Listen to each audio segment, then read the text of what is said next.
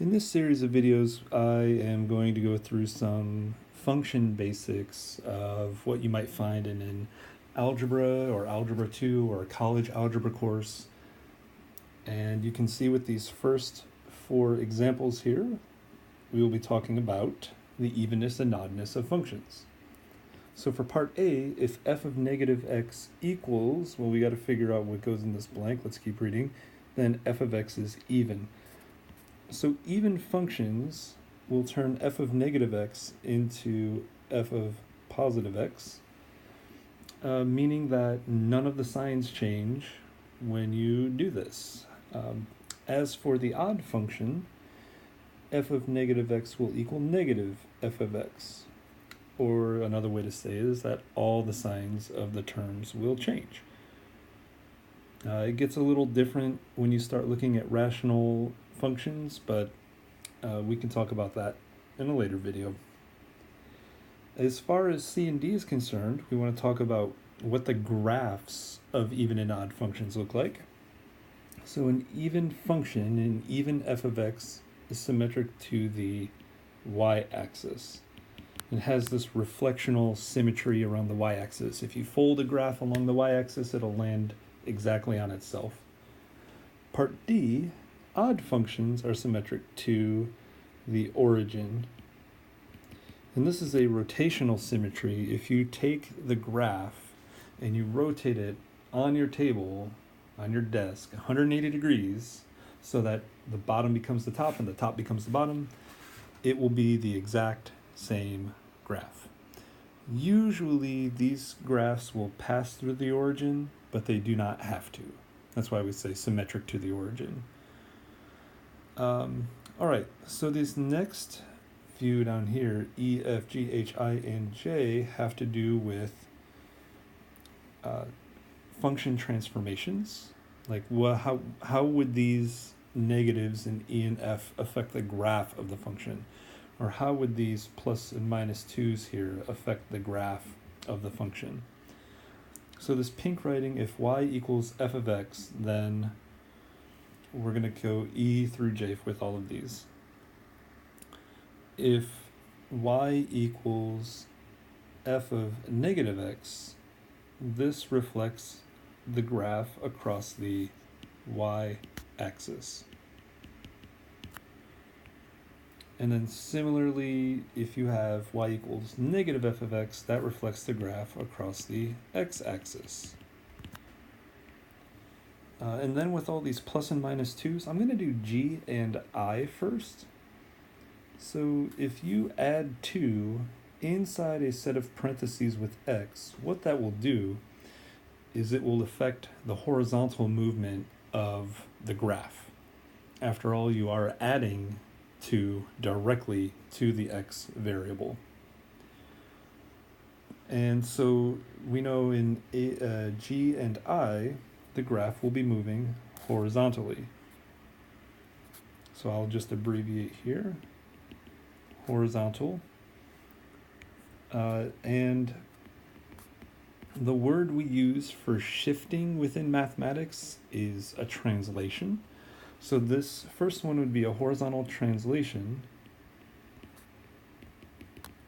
and another horizontal translation. But x's, when you try to move in an x direction or affect x inside a set of grouping symbols, that plus 2 or that minus 2 or whatever numbers being added, subtracted, multiplied, or divided will do the opposite. So while on a coordinate plane, if you have 0 and you add 2, normally you're here. You go right 2 units. But since x's do the opposite, this will be left 2 units. And similarly down here, when you subtract 2, you think you're going to go to the left 2 units, but x's are crazy. It will go to the right 2 units. Great, so we've taken care of the x's. So functions only have 2 variables, x and y, for now anyway. And you'll notice that this plus 2 and this minus 2 are not being directly added to an x, but they are directly affecting f of x. F of x is just another way to say y. So this will be a vertical movement, vertical translation, and then y's are normal. So this is going to be up 2 units because that's how you get to a positive 2 on the y-axis, right? These values affect, or these 2's affect y values. The y-axis is vertical, so it'll be a vertical translation, positive, you go up. And similarly, the minus 2 down here will be a vertical translation down 2 units. So the last couple here, the inverses are symmetric about the line y equals x. And that doesn't have anything to do with this portion here. And so if you have any type of function, you can reflect it over the 45-degree line y equals x, and you will get an inverse graph. And the domain and range of inverses, so I'm going to do it like this. If you have the domain of a function, that becomes the range of the inverse function. And if you have the range of a function, that becomes the domain of the inverse function. On this slide, there are a bunch of different examples and many different representations like equations, sets of ordered pairs, and some graphs. And I just want to know which are functions. Well, the way we do this where I teach essentially is we look for, if you're given an equation, we look for the y's. So here's y, and here's y. So if you're given an equation, look for the y's. And if you see y to an even power, that tells you it's not a function. Fn is shorthand for function. So this one is a function. I'm going to check it, put a box around it, check. This one is not a function because y has a power of 2, and that is even. And even though this one looks a little weird, part C, this is a function because y has an odd power. All right, for the next 2 sets of examples, I'm talking about the sets of ordered pairs and these graphs. The idea of repeating x's plays a big role. And it does up here too. I just don't have the space to work this one out for now. So if x's repeat, then it is not a function. So we're looking for sets of ordered pairs or graphs that don't have repeating x's. So with this one, we're looking 4, 3, 2, 8. Those are all the x coordinates, and none of those numbers are repeats. So this is a function. Over here for part E, the x coordinates only, I see 5, -3, -2, -3. Oop, I said -3 twice. So this is not a function. And so for F, G, and H, we're going to do something similar. The test for a graph is called the vertical line test. That's how you can tell whether or not a graph is a function. And we use a vertical line because if I pass a vertical line right here, and let's say I pick the x value -1, that means every x coordinate of this line, this vertical line, has an x coordinate of -1. So what that leads me to believe then is that if I pick this ordered pair right here, let's say this ordered pair is -1, 2. And let's say this ordered pair right here is -1, 2. We have repeating x values. So the rule is if a vertical line passes through a graph more than once, this is not a function. And we only need one line to prove that.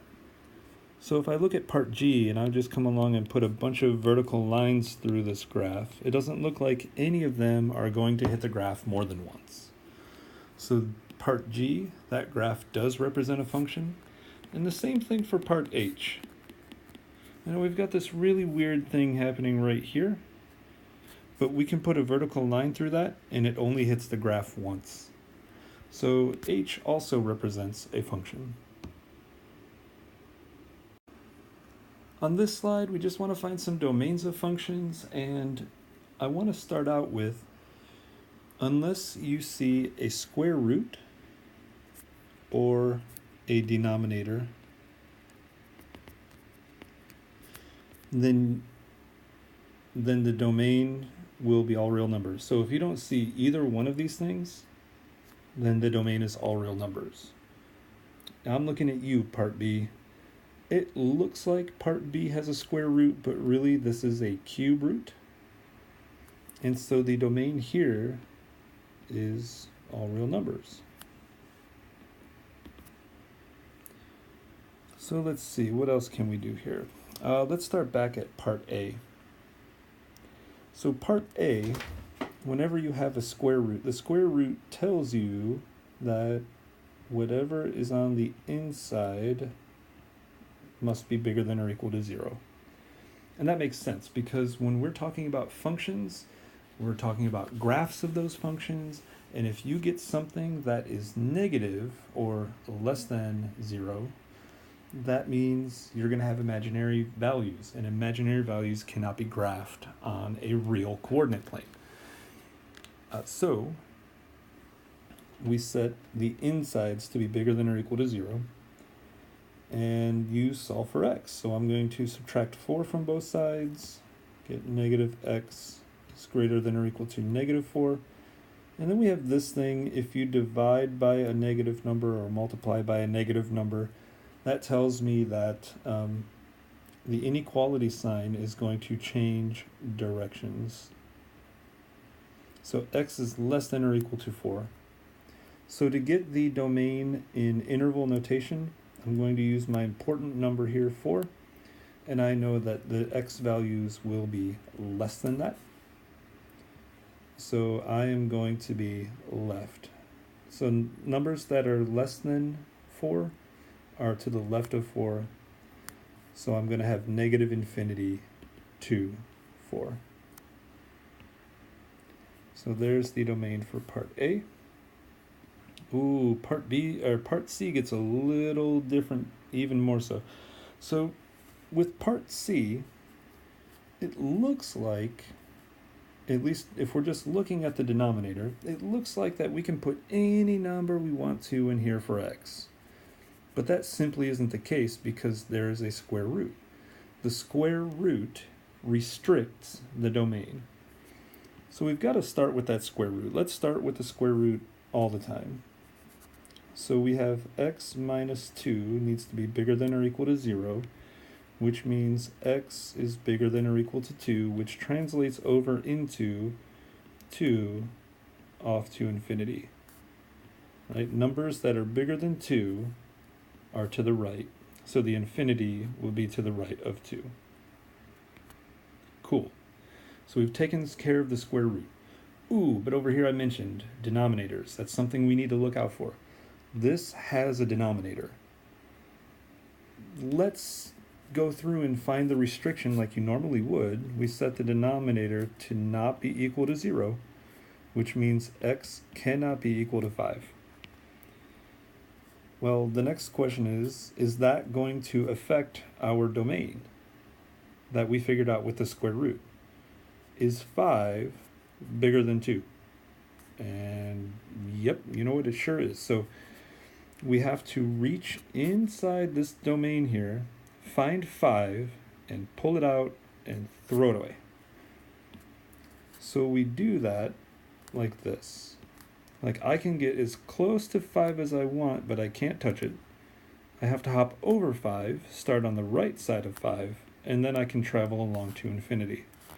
As long as I join these two sets with a union, I have found the domain for that function h of x. So again, you want to find the domain of the square root first, and then see if the denominator takes anything out of that domain. And finally over here, part D, 1 over the square root of x plus 4. So I'm going to take that inside x plus 4, and I'm going to set it to be bigger than or equal to 0 and solve for x, and that tells me x has to be bigger than or equal to -4. So I'm going to use my important number, and I know that numbers that are bigger than -4 happen to the right of -4. Whoops. So from there, I noticed that I also have a denominator. Right? I just wanted to take care of the square root first, and let's see how that square root is in the denominator affects the domain. So I'm going to take that denominator, the whole thing this time, x plus 4, and set it to be not equal to 0. I'm going to square both sides, get x plus 4 cannot equal 0. And then I'm going to subtract 4 from both sides to get x cannot equal -4. One thing I forgot to mention over here is that with this 5, when x does not equal a number, we put parentheses around that number. So here we have this square bracket on the 4, but then we just found out that because that square root is in the bottom, x cannot equal 4. So that means we're just going to simply change this notation a little bit to be parenthesis -4 to infinity. And this is the domain for part D. On this slide, I just want to cover some basic functional evaluation given a functional equation. So we want to evaluate this function when x equals 0, when x equals p, when x equals x plus 1, right? So we're essentially replacing this x with a bunch of different things. And then this last one we'll talk about at the end. So really what's happening here is I have this rule, g of x equals -2x squared plus x plus 6. And what happens is, whatever this x gets replaced with, I will also replace every other x with something. What is that something? Well, it's going to be 0. So then all you have to do is simplify everything down. So 0 squared is 0, 0 times -2 is 0, plus 0 plus 6 equals 6. And so a way I like to think about this is that I input 0, I output 6. And that idea, coupled with the fact that g of x is just a fancy way to write y, this means if x equals 0, there we go, then y equals 6. Or more succinctly put in an ordered pair, 0, 6. So we're just inputting a specific value for x, and we're getting back a value for y. So let's look at this second part, g of p. Well, I know I'm just going to take -2 times something squared plus that plus 6. Right, that's what's happening. Whatever is in this set of parentheses, we're going to square it and multiply it by -2. Here, we'll just leave it alone, and then we'll add 6 to everything. And that's what's happening. What goes in this set of parentheses here? P. So let me rewrite this. This will be -2p squared plus p plus 6. That's it. That's our answer. So we can do this again for part C. -2 times something squared plus something plus 6. What goes in the set of parentheses? This time, it'll be all of x plus 1. And so now there's going to be a little simplification that happens here. So this will equal -2. I'm going to FOIL this out and get x squared plus 2x plus 1 plus x plus 1 plus 6. Now I'm going to distribute this negative 2. So this will be negative 2x squared minus 4x minus 2 plus x plus 1 plus 6. And finally, I'm going to collect any like terms I can and get this final answer, negative 2x squared minus 3x plus 5.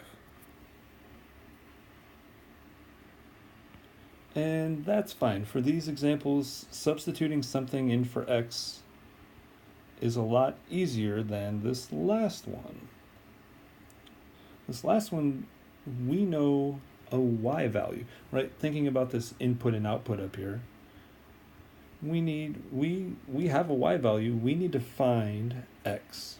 We need to know what x is. So that's your first clue. If they're asking you, hey, what's x? You can't put 5 in for x here. That doesn't make any sense. Otherwise, you would just know already that x is equal to 5. Let's see how to do this. What is g of x equal to? Well, g of x is equal to all this stuff up here. So I'm going to substitute all this stuff up here in for g of x. So that'll give me negative 2x squared plus x plus 6 equals 5. So now I want to have a positive a value because I see a quadratic equation here. And I want a positive a value, so I'm going to, I'm going to subtract 5 from both sides and then divide everything by negative 1 to get 2x squared minus x minus 1 equals 0. Well, now this looks like something that you can use the quadratic formula for. If you can, you should try factoring it first. And it turns out this factors. So I will factor this into 2x plus 1 and x minus 1. And that will still equal 0. And if you set each of these factors equal to 0, you'll see that x can equal negative 1/2 and x can also equal 1. And that's fine. You're allowed to have more than one x that gives you a specific y value, as long as the x's do not repeat. That's what you need to be worried about. One other thing I would like to mention here is that in these first 3 examples, if your input is a number, your output is a number. If your input contains a variable, your output will contain that variable. So here's x plus 1. The output contains x's. And it's the same thing down here. We know a specific numeric y value, so we will find some specific numeric x values.